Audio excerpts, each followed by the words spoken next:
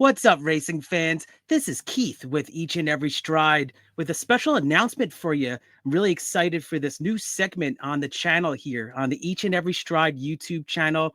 It's going to be Friday picks, going to be Friday featured picks of horses that I like from various tracks on the Friday card. Usually a lot of action here in the tracks with the warm weather on the way now. So I got four pack for you, four horses that really caught my eye on various tracks. So it's going to be spread out. Going to be I actually scanned all the PPs here before I'm recording. And I really like these horses, and I got a couple of prices for you guys too. So really appreciate you guys tuning in here. Remember to hit the like button and subscribe here to Each and Every Stride. Really excited about this new show, new format here of featured picks Friday. And also I'm going to be sprinkling in some Saturdays and why not a little Sunday fun day action too. But let's start off here with the Fridays. Appreciate you guys all tuning in here, and let's cash big. All right, so you got the four horses that I'm looking at now. This is for Friday, March 14th, 2025. And I did handicapping all day today looking at these horses. And I also think that the fields that they're in are somewhat friendly confines, right? So hopefully they met their friends here that can get into the winner's circle. I really like these horses to run well at a price. And with that being said, I just want to pull myself up real quick is that these horses are mostly going to try to get some prizes here because nobody really wants to give out chalk. And I'm going to keep track of the winning percentages of these horses and also the percentage of how they get into the money. So, win, place, show, first, second, third there to get into the money. Those are going to be the two that I'm going to be tracking. So this is a fresh slate right here of horses here. I'm going to start out with this Friday card for March 14th. And as you see here, I'm starting with the fairgrounds. It's going to be race number 3, going right into the main claiming condition. So some of these races can be challenging to handicap these horses. I really like this horse, though. She's a Bandit, 5-1 morning line. I like the stretch out in distance to 6 furlongs. I'll explain that this horse actually ran at 6 furlongs last time that she raced at the fairgrounds, raced at Delta last time going that 5 furlong distance. So this is a 3-year-old filly. She last race brushed at the start and raced near the back. So not a great start there. Needs to break much better for Friday here. Saved ground the last race at Delta. Made a wide move, but just kind of finished evenly. And this horse, She's a Bandit, was bet this day at 2-1. Now we're getting a 5-1 morning line. So I'm not sure what price we're going to get come post time. I think it's going to be graduation day on Friday here for She's a Bandit. Now, this horse did ran at the fairgrounds back on November 22nd. And so a little bit of a revenge spot here going back to the 6 furlong distance. I like the stretch out a lot and wasn't even fourth that day too. But I think this horse has gained a lot of experience now. And I think she could really move forward. Now you get Florent Giroux aboard. She's a Bandit for race 3 Friday at the fairgrounds. So that caught my eye. And you got trainer Landry. He's been doing really well in 2025. He's actually hitting nearly 25% with winners so far in the calendar year. So I think this horse is going to step up. Maiden claiming, you have to find horses that you feel can really move forward at the right time, especially with a top jockey jumping aboard. So give me race number 3 there, number 6. She's a Bandit at 5-1 morning line come Friday at the fairgrounds. So that was my first horse here. And let's keep the theme going with a number 6 horse here. But this is going to be at Oaklawn Park. So again, I'm going to be jumping around to these various tracks. I may have, a card or two where I have multiple horses on a card, but for me, I'm giving you guys a 4-pack here. So 4 different racetracks, 4 different horses that I feel really going to run well come post time. And this is race 6 at Oaklawn. And check it out. We got a 10-1 morning line. I've seen this horse run before. This is Crew Dragon.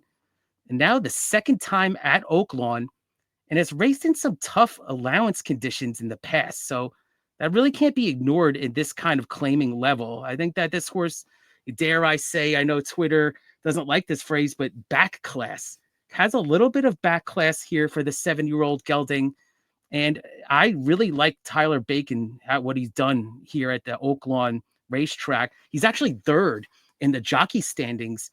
And this is an apprentice jockey that's only 17 years old. He's made a lot of noise. He's kind of, I was watching interviews on TV and on Twitter, and he's like a sponge, just taking it all in, the knowledge. He's got his head is in the right place. He's got the build to be a great jockey moving forward. So Tyler Bacon, and with that being said, he's the apprentice jockey aboard Crew Dragon here.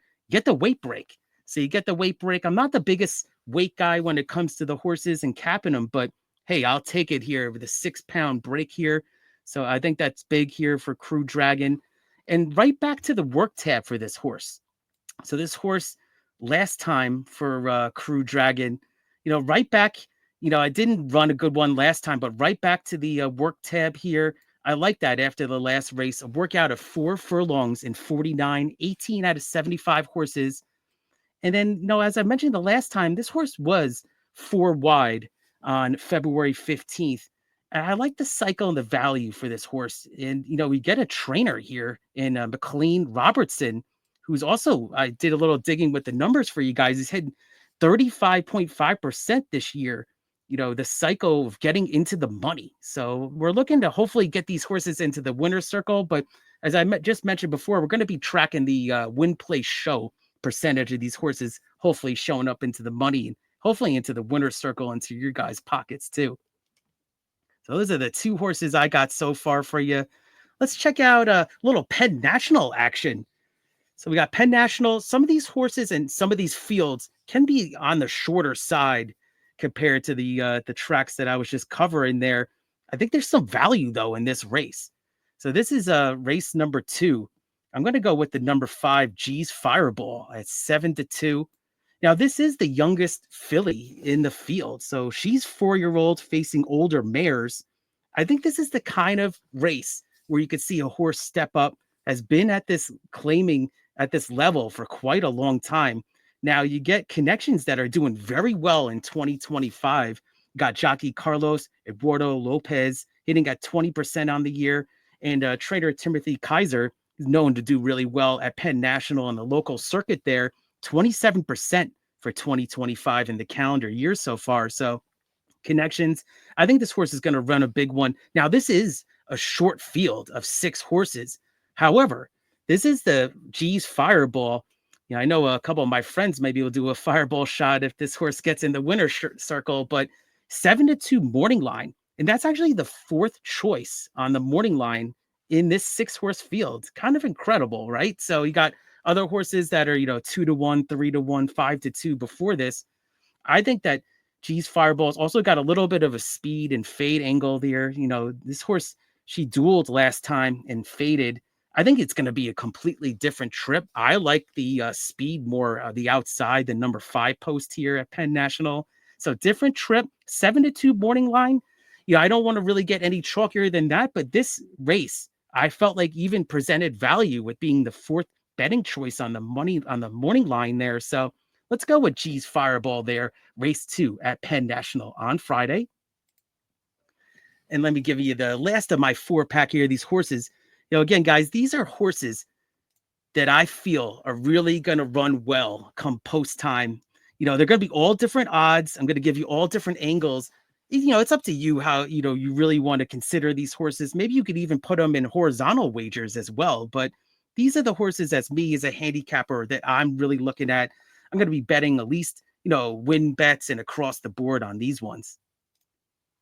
Let's look at the Turfway Park. I couldn't leave our friend Turfway out of it with the large fields and hopefully going to get paid with race 3. So this is a number 5 horse here. Truth or Consequences, 6-1 morning line. Now this horse has never hit the trifecta ever, but was second time maiden claiming level. So this is the second time at this bottom maiden claiming level. Now I've been waiting for this barn to wake up, and it's been a slow start for 2025, but this is for trainer Wayne Catalano trains. And you got the jockey here that is actually waking up as well. So I think that hopefully, Vincent will do well with the good fit with this horse. Now, this horse does have 4 workouts since February 1st. So I think that's a good sign because I'll explain why is that, you see in the PPs is that in the last race on February 1st for Truth or Consequences, I had to kind of squeeze that in there on the slide, how long that name was, is that this horse pressed in the tooth path and stopped. So you don't ever like to see that word in the PPs ever stopped.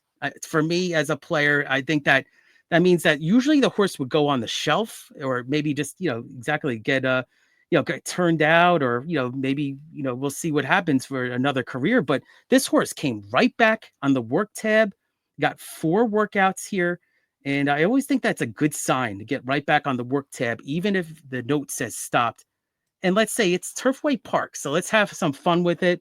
I was saying it's full fields and an average size of over 10 horses, just like this one. So this is race 3, number 5. I like Truth or Consequences. This is a 10 horse field. So let's have a great Friday in cash, everybody. I really appreciate you all tuning in here. This is going to be a new segment here on the Each and Every Stride YouTube channel. I love betting and talking these horses with you guys. And I just want to say thank you so much for the support here on the channel. We're over 100 subscribers. I see all the likes. I see all the comments. So it doesn't go unnoticed. It really warms my heart to really share this with the community and cappers like you. So let me know what you think of these horses in the comments. And of course, let me know if you any other horses that caught your eye come post time on any of these cards come Friday. And also, like I was saying, going to be coming out with some Saturday shows and Sunday Fun Day too. So this is just the beginning of more content coming to you on the Each and Every Stride YouTube channel. So put those notifications on and like the video. Appreciate that. And let's all have a great Friday and cash it. So TGIF, let's go.